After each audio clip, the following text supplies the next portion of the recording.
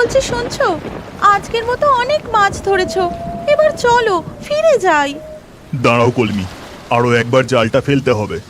যা মাছ পেয়েছি তাতে ভাত ডাল হয়তো হয়ে যাবে, কিন্তু ঘরে আমাদের যে সন্তান রয়েছে তার মুখে যদি একটু ভালো মন্দ তুলে দিতে না পারি তাহলে কি চলে?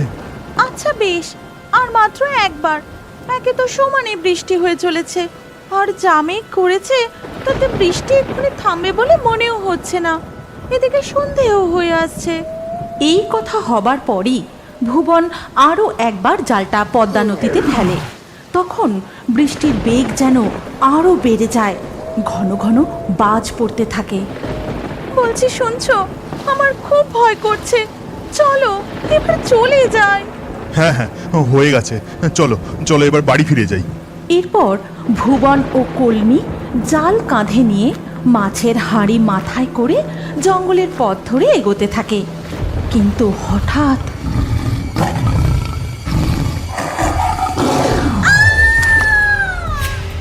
কলমি, এ কি হয়ে গেল? বাঁচাও বাঁচাও, কে কোথায় আছো? বাঁচাও, আমি আসছি কলমি, আমি আসছি। বাঘ কলমিকে টানতে টানতে জঙ্গলের গভীরে যেতে থাকে। ভুবন জাল মাছের হাঁড়ি ফেলে কলমিকে বাঁচাতে বাঘের দিকে এগিয়ে যায়। তুমি আমাকে আর বাঁচাতে এসো না, নইলে আমার সাথে সাথে বাঘ যে তোমাকেও শেষ করে দেবে। তুমি আমাদের মেয়ের যত্ন নিও, ওকে দেখো, ফিরে যাও ফিরে যাও। আর এই কথা শুনে ভুবনও থমকে যায়। সে হাউ হাউ করে কাঁদতে থাকে। তখন বাঘটা কলমিকে নিয়ে জঙ্গলের মধ্যে অদৃশ্য হয়ে যায়। এ কি হয়ে গেল কলমি? বাড়ি গিয়ে মেয়েকে কি বলবো? সে যখন জিজ্ঞাসা করবে মা কোথায়, তখন আমি কি বলবো? কি বলবো আমি? এরপর আবারও একবার বাঘের গর্জন শোনা যায়, আর সেই ডাক শুনে ভুবনের চেতনা ফেরে। আমাকে এক্ষুনি জঙ্গল ছেড়ে বেরিয়ে ঘরে যেতে হবে, ঘরে মেয়ে একা আছে। এরপর ভুবন ঘরে ফিরে আসে। তারপর থেকে সে একাই মেয়ের দেখাশোনা করে। ছোট্ট মেয়েটির তখনও কথা ফোটেনি। সে শুধু কাঁদে আর খোঁজে তার মাকে। আর কাঁদিস না রে মা, এবার একটু শান্ত হ। সে যে আর আসবে না, আর আসবে না। তোর এই অধম বাবার অন্ধকার ঘরে সে যে আর প্রদীপ জ্বালাবে না। এইভাবে ধীরে ধীরে ভুবনের মেয়ে তুলি বড় হতে থাকে। ভুবন তাকে অতি যত্নে মানুষ করতে থাকে। একদিন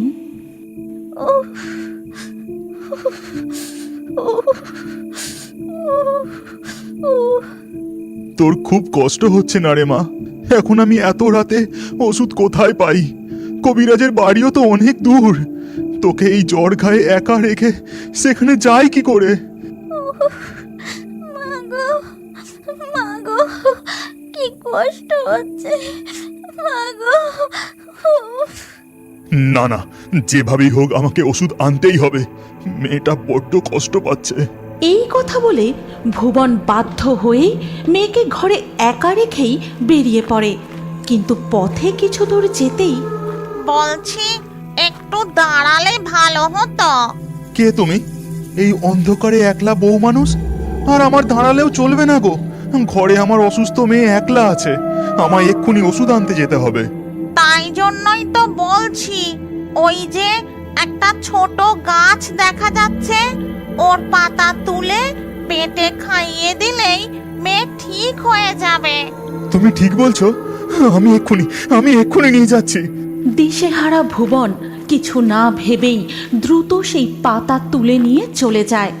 তারপর বাড়ি পৌঁছে পাতা বেটে মেয়েকে খাইয়ে দেয়। আর কিছুক্ষণ পর বাবা, আমার কি হয়েছে? তুমি এমন অবাক হয়ে আমার দিকে তাকিয়ে আছো কেন? কিছু না কিছু না, তোর একটু জ্বর হয়েছিল, ওষুধ দিয়েছিলাম। তা এখন শরীরটা কেমন লাগছে মা? আমি ভালো আছি বাবা, তুমি আর চিন্তা করো না। এইভাবেই ভুবন ও তুলির দিন কাটতে থাকে। আর কলমি সব সময় তাদের সাথে ছায়ার মতো ঘুরে বেড়ায়। তুলির যে কোনো কষ্টে, ভুবনের যে কোনো অসুবিধাতেই সে সব সময় নানানভাবে তাদের সাহায্য করে থাকে। একদিন, ও বাবা, কতক্ষণ তো হয়ে গেল নদীতে জাল ফেলেছো, এবার জালটা তোলো। এই তো মা, তুলছি। সকাল থেকে কতবার তো জাল ফেললাম, আজকে যে কেন একটাও মাছ উঠছে না বুঝতেই পারছি না। এই কথা শুনতেই কলমির আত্মা নদীর জলে ডুব দেয়। তারপর জাদু করে ভুবনের জালে অনেক মাছ এনে দেয়। এরপর ভুবন জালটা টেনে তুলতেই, ও তুলিমা, দেখ দেখ, জালে কত মাছ পড়েছে। কি মজা, কি মজা, কত মাছ, কত মাছ। কিন্তু বাবা, একটাও তো ইলিশ মাছ পড়েনি। না মা, ইলিশ মাছ পড়েনি। যাকগে, যা মাছ পেয়েছি তা বিক্রি করে যা 2 পয়সা হয় সেই ভালো। আর এই সব কথা দূর থেকে কলমির আত্মা শুনতে থাকে। এরপর ভুবন ও তুলি মাছ নিয়ে বাজারের পথে যেতে যেতে, জানো বাবা, কাল স্কুলে সবাই বলা বলি করছিল সামনে পূর্ণিমার দিন নাকি ইলিশ উৎসব, সবার বাড়িতে পান্তা আর ইলিশ রান্না হবে, আমাদেরও হবে। জানি না মা, যদি জালে ইলিশ ওঠে তো দেখা যাবে। চল এখন পা চালিয়ে চল তাড়াতাড়ি, হাট উঠে গেলে মাছ বেচবো কখন। বাহ, চারিদিক থেকে কি ইলিশ মাছ ভাজার গন্ধ আসছে। ইলিশ মাছ খাওয়ার ইচ্ছেটা যেন বেড়েই চলেছে। এরপর তুলি ও ভুবন হাটে গিয়ে মাছগুলো বিক্রি করে ঘরে ফিরে আসে। কিন্তু সেই দিনই সন্ধে নাগাদ ভুবনের শরীর খারাপ করে, আর তারপর থেকে তার সর্দি, জ্বর, কাশি যেন সারতেই চায় না। আজও শরীরটা ভালো হলো না, দেখতে দেখতে 4 দিন পেরিয়ে গেল। আজ পূর্ণিমা, মেয়েটা একটু ইলিশ মাছ খেতে চেয়েছিল। এদিকে নদীতে জালও ফেলতে পারলাম না। তুলি, মা তুলি। যাই বাবা, উঠানে আছি, এক্ষুনি আসছি। তুলি তাড়াতাড়ি করে ঘরে চলে আসে। ডাকছিলে বাবা, কিছু দরকার ছিল, জল দেব? ওরে না রে, অত চিন্তা করতে হবে না। এই কপাল পোড়া বাপের আর কত যত্ন করবি। হ্যাঁ রে, তুই কিছু খেয়েছিস? হ্যাঁ বাবা, ঘরে মুড়ি ছিল, জল দিয়ে মুড়ি খেয়েছি। আজ পূর্ণিমা, ইলিশ উৎসব, তোর ইলিশ মাছ খেতে খুব ইচ্ছা করছে না রে? না না বাবা, একদম না, তুমি ঘুমিয়ে পড়ো, আমি তোমায় একটু হাওয়া করি। ভুবন অসুস্থ শরীরে কাঁপতে কাঁপতে শুয়ে পড়ে। তখন হঠাৎ কিছু মানুষের কোলাহল শোনা যায়।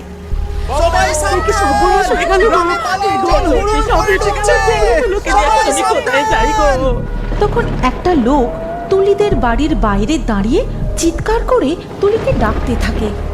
তুলি, তুলি, তাড়াতাড়ি শোন একবার। কি বলছো কাকা, কি হয়েছে? ও তুলি, বাবাকে নিয়ে ঘরেই থাকিস, বেরোস না যেন।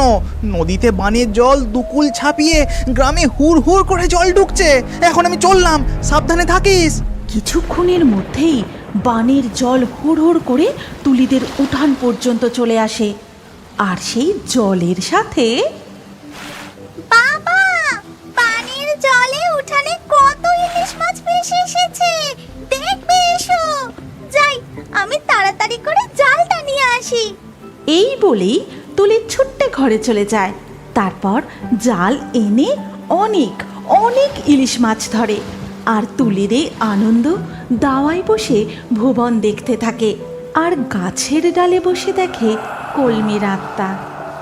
বাবা, তুমি ঘরে গিয়ে শুয়ে পড়ো, আমি চট করে উনুনটা জ্বালিয়ে 2টো ভাত ফুটিয়ে নিয়ে আসি, আর সাথে ইলিশ মাছ ভাজা। সাবধানে করিস মা, আনন্দের চোটে আবার বিপদ বাঁধিয়ে ফেলিস না। তুলি রান্নাঘরে গিয়ে উনানে আগুন জ্বালায়। তার কচি কচি 2টি হাতে গরম গরম ভাত ও ইলিশ মাছ ভাজা রান্না করে। তারপর থালায় ভাত ও মাছ ভাজা সাজিয়ে ঘরে নিয়ে আসে। নাও বাবা, চটপট খেয়ে নাও দেখিনি, একটুও ভাত ফেলা চলবে না কিন্তু। আর এমন মধুর দৃশ্য দু চোখ ভরে দেখতে থাকে কলমির আত্মা। তুই কিছু চিন্তা করিস না মা, তোর এমন ছোট ছোট ইচ্ছা পূরণের যথাসাধ্য চেষ্টা আমি করে যাব। ওরে বাবা রে, কি বৃষ্টি নামলো! এই বৃষ্টিতে তো আর গাছের ডালে বসে থাকা যাচ্ছে না, কেবলই হড়কে যাচ্ছে। একদম ঠিক কথা বলেছো শাকচুন্নি। এই ভারী বর্ষায় গাছে আর থাকা যাবে না দেখছি। একটা কোনো পাকা বাড়িতে আস্তানা নিতেই হবে। দেখো, আমরা এতকাল ধরে তো মোড়ল মশাইয়ের বাড়ির বাগানের এই চাপা গাছেই রয়েছি, তাহলে মোড়ল মশাইয়ের বাড়িতে গিয়ে আশ্রয় নিলে হয় না? হ্যাঁ ঠিক আছে, কিন্তু এইভাবে তো যেতে পারবো না গো। আমাদের মানুষের রূপ ধারণ করে সেখানে যেতে হবে। এই কথা বলে মামদো আর শাকচুন্নি গরিব মানুষের রূপ ধারণ করে মোড়ল মশাইয়ের বাড়িতে যায়। কেউ আছেন বাড়িতে? কেউ আছেন? দরজাটা একটু খুলবেন। কে? কি হয়েছে? এখানে কি চাই? কাকে চাইছেন আপনারা?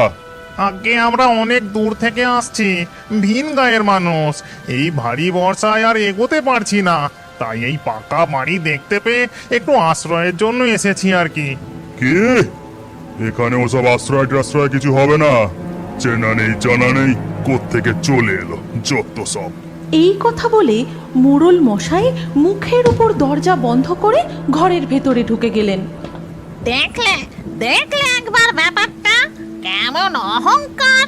দুটো মানুষ বিপদে পড়েছে, তার এত বড় বাড়িতে একটুখানি জায়গা দিলে না বাপু? মনে পড়ে গেননি, এই জমিদার বাবুর একমাত্র ছেলে বল খেলতে খেলতে যখন পুকুরের জলে পড়ে গিয়েছিল। মনে নেই আবার? সে কি কাণ্ড! বাড়িতে কেউ ছিল না, গিন্নিমা দুপুরবেলা তার ঘরে ঘুমোচ্ছিলেন, আর ছোট ছেলেটা বল নিয়ে খেলতে খেলতে। এই যা, বলটা তো পুকুরে পড়ে গেল। এবার কি হবে? রঘু ঠাকুরটাও গেছে বাবার সঙ্গে, মাও ঘুমোচ্ছে। এই ভেবে ছোট্ট ছেলেটি নিজেই পুকুরের জলে নেমে বল কুড়োতে গিয়ে বাঁচাও! সেই ডাক শুনতে পেয়ে মোড়ল গিন্নি তাড়াতাড়ি করে পুকুর ঘাটে ছুটে আসেন। ওগো, কে কোথায় আছো গো? আমার ছেলেকে বাঁচাও, আমার ছেলেকে বাঁচাও। শাকচুন্নি, আর দেরি করা ঠিক হবে না। এখানে তেমন কেউ নেই, ওই ছেলেকে আমাকেই বাঁচাতে হবে। এই কথা বলে মামদো চাপা গাছ থেকে পুকুরের জলে ঝাঁপ দিয়ে তার লম্বা লম্বা দুটো হাত বার করে মোড়ল মশাইয়ের ছেলেকে তুলে পাড়ে শুইয়ে দেয়। আর তাই দেখে, ও মা গো, এ যে ভূত! এবার কি হবে গো? এবার যে ভূতে গেল গো! মোড়ল গিন্নি ভূতের ভয় সেখানেই অজ্ঞান হয়ে পড়ে যায়। তখন কে বাঁচিয়েছিল? এই আমি। তখন কি আমি বিচার করেছিলাম যে আমার ছেলে নাকি মোড়ল মশাইয়ের ছেলে? মামদো আর শাকচুন্নি যখন এই কথা বলতে ব্যস্ত, তখন পিছন থেকে, বলছি, যদি কিছু না মনে করেন তাহলে একটা কথা বলি। আমি গরিব চাকর মানুষ, আমার অবস্থা তেমন নয়। তবে আপনারা পথিক, এই ভারী বর্ষায় কোথায় যাবেন? যদি মনে করেন তাহলে এই গরিব মানুষের ঘরে যেতে পারেন। অত কিন্তু কিন্তু করছো কেন ভাইয়া? তুমি নিজে থেকে আমাদের আশ্রয় দিতে চেয়েছো, এটাই তো আমাদের অনেক বড় পাওনা। এই কথা বলে শাকচুন্নি ও মামদো মোড়ল মশাইয়ের চাকর রঘুর সঙ্গে তার ঘরে যায়। আসুন, এই হলো গিয়ে আমার কুঁড়ে ঘর। এখানেই যেভাবে হোক মাথা গুঁজে রাতটুকু কাটিয়ে দিন, কাল দিনের আলোয় কিছু ব্যবস্থা করা যাবে খুন। অনেক উপকার করলে ভাই, এই উপকার আমরা চিরকাল মনে রাখবো। আপনারা একটু বিশ্রাম করুন, আমি দেখি খাবারের কি ব্যবস্থা করতে পারি। এই কথা বলে রঘু সেই মুষলধারে বৃষ্টির মধ্যে ভাঙা ছাতাটা কোনো রকমে মাথায় তুলে আবার ঘর থেকে বেরিয়ে পড়ে। এই রে, বৃষ্টির বেগ যে আরো বেড়ে গেল দেখছি। ঘরের চাল দিয়েও যে হুড় করে জল ঢুকছে। তাহলে আর দেরি কিসের শাকচুন্নি? চলো আমরা দুজন জাদু করে এই ঘরের চাল এক্কেবারে সারিয়ে ফেলি। তারপরেই মামদো আর শাকচুন্নি তাদের নিজেদের রূপ ধারণ করে। তারপর হিরিং বিরিং ছট, ঘরের চাল ঠিক হয়ে যা চটপট। আর সাথে সাথেই ঘরের চাল নতুন হয়ে যায় এবং বৃষ্টির জল পড়াও বন্ধ হয়ে যায়। সঙ্গে সঙ্গেই মামদো আর শাকচুন্নি আবার মানুষের রূপ ধারণ করে নেয়। তারপর রঘু ঘরে ঢুকে বলে, কিছু মনে করবেন না, গরিবের ঘর, শুধু সিদ্ধ ভাত আর কাঁচা লঙ্কা ছাড়া কিছুই ছিল না। দুটি মাছ ভাত যে খাওয়াবো তার সামর্থ্য কোথায়? তুমি অমন করে বলো না ভাই, এমন ঝড় বাদলের দিনে এই আমাদের কাছে অমৃত। এসো তুমিও আমাদের সাথে বসে খাও। এরপর সেই ভাত ও কাঁচা লঙ্কা রঘু, মামদো ও শাকচুন্নি তিনজনে মিলে খুব তৃপ্তির সাথে খেতে থাকে। ভাই রঘু, আর একটু লবণ পাওয়া যাবে? হ্যাঁ হ্যাঁ, নিশ্চয়ই, আমি এখনই নিয়ে আসছি। উঠোন পেরোলেই আমার ছোট্ট এক ফালি রান্নাঘর, আমি যাবো আর আসবো। রঘু লবণ আনতে ঘর থেকে বেরিয়ে যেতেই শাকচুন্নি বলে, তুমি এত লবণ কি করবে? তোমার তো ভাত খাওয়া প্রায় শেষই হয়ে গেছে। আচ্ছা শাকচুন্নি, আমরা যদি জাদু করে রঘুর জন্য মোড়ল মশাইয়ের পুকুরের সব মাছ ওর উঠোনে এনে দিই? এই কথা বলতেই শাকচুন্নি ও মামদো আবারও নিজেদের আসল রূপ ধারণ করে আর বলতে শুরু করে, হিরিং বিরিং ছট, মোড়ল মশাইয়ের পুকুরের মাছ রঘুর উঠানে আয় চটপট। এরপরেই হঠাৎ রঘুর গলা পাওয়া যায়। বাইরে তখন ঝমঝম করে বৃষ্টি পড়ছে আর সেই বৃষ্টির মধ্যে উঠানে দাঁড়িয়েই রঘু চিৎকার করে বলছে, এ কি কাণ্ড গো! বর্ষায় পুকুর থেকে মাছ উঠে এসে আমার উঠোনে একেবারে প্যারেড করতে লেগেছে যে। তখন শাকচুন্নি ও মামদো আবারও মানুষের রূপ ধারণ করে বাইরে এসে দাঁড়ায়।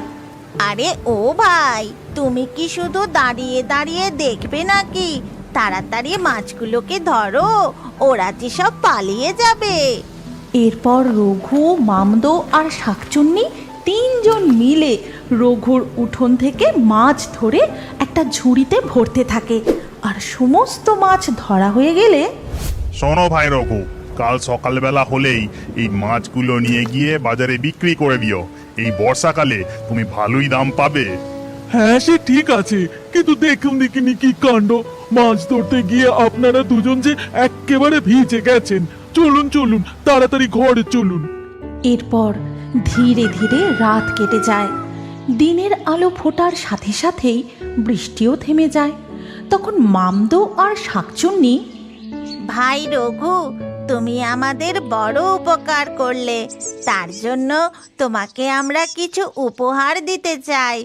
এরপর মামদো রঘুকে বলে, ভাই রঘু, তুমি তোমার উঠোনে একটা বড় চৌবাচ্চা তৈরি করো, আর কাল যে মাছগুলো তুমি উঠোন থেকে ধরেছো, দেখবে এখনো পর্যন্ত একটা মাছ বেঁচে আছে, সেটিকে তুমি চৌবাচ্চায় ছেড়ে দিও। হ্যাঁ, আর সেই চৌবাচ্চা থেকে তুমি প্রতিদিন যা মাছ পাবে তা বিক্রি করে তোমার সংসার বেশ ভালোই চলে যাবে। কোনোদিন তোমাকে আর কারোর চাকর হয়ে থাকতে হবে না। আচ্ছা ভাই, এবার আমরা আসি। তবে আমাদের একটা বড় কাজ বাকি রয়ে গেল, একজনকে উচিত শিক্ষা দিতে হবে। এই কথা বলে মামদো আর শাকচুন্নি রঘুর বাড়ি থেকে বেরিয়ে মানুষের রূপ বদলে নিজেদের আসল রূপ ধারণ করে। তারপর সেখান থেকে অনেক দূরে চলে যায় আর রঘু তাদের কথা মতো উঠোনে একটা বড় চৌবাচ্চা তৈরি করে। তারপরে ঝুড়ির কাছে গিয়ে দেখে, ও মাগো, এই যে সত্যি সত্যি ঝুড়ির মধ্যে এতগুলি মরা মাছের মধ্যে একটা জ্যান্ত মাছ। যাই বাবা, তাড়াতাড়ি করে গিয়ে চৌবাচ্চা ছেড়ে দিই। কাল রাতে নিশ্চয়ই আমার ঘরে ওনারা দুজন ভগবান হয়ে এসেছিলেন, ভগবান। এরপর থেকে রঘু তার উঠানের সেই চৌবাচ্চা থেকে যা মাছ পায় তাই বিক্রি করে সুখে শান্তিতে আনন্দে দিন কাটাতে থাকে। তুমিও কি বড় হয়ে এখনো কার্টুন দেখতে ভালোবাসো? তাহলে তোমার নাম ও বয়স কমেন্টে জানাও। আমরা লাকি ড্রয়ের মাধ্যমে তোমার নাম দিয়ে নতুন কার্টুন ভিডিও তৈরি করব। আর আমাদের ফেয়ারি টুনস বাংলা কার্টুন চ্যানেলটি এক্ষুনি সাবস্ক্রাইব করে নাও, যাতে পরবর্তী ভিডিওতে তোমার নাম দিয়ে কার্টুনটি দেখতে না ভুলে যাও। আর আমাদের আরও একটি জনপ্রিয় কার্টুন দেখার জন্য স্ক্রিনের উপর আসা এই ভিডিওটিতে এক্ষুনি ক্লিক করো। কি ভাবছো? তাড়াতাড়ি ক্লিক করে দেখো এই জনপ্রিয় ভিডিওটি।